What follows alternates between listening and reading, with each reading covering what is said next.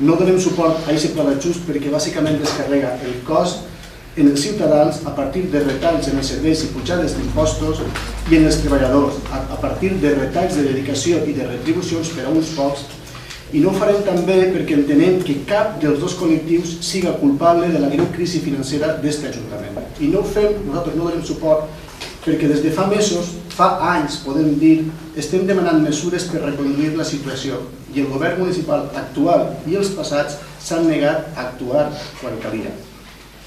I si ara no hi ha més remei que presentar este pla, nosaltres no ens sentim obligats i per això no anem a donar suport.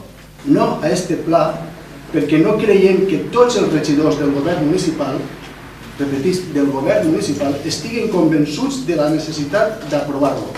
Ahir mateix poguérem comprovar que hi ha regidors en l'equip de govern que no estan disposats a acceptar o a respectar el pla i són capaços fins i tot d'enfrontar-se al senyor interventor. Anem a votar que no perquè el pla retallarà serveis i fins i tot n'eliminarà algun. En el seu moment ja vam dir que eren els ciutadans els que estaven ajudant l'Ajuntament quan el que tocava era que l'Ajuntament en temps de crisi ajudara als ciutadans i no al revés.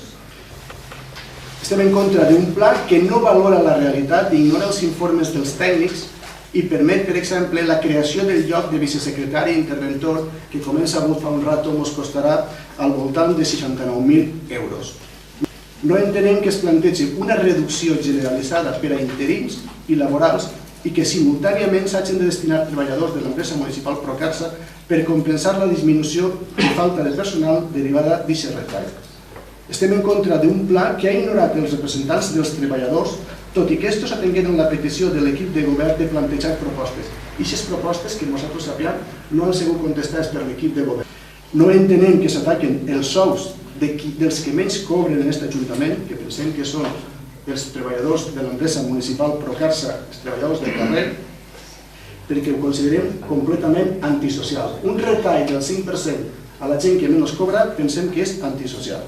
Com tampoc entenem que a altres treballadors se'ls apliqui directament un retall del 10%.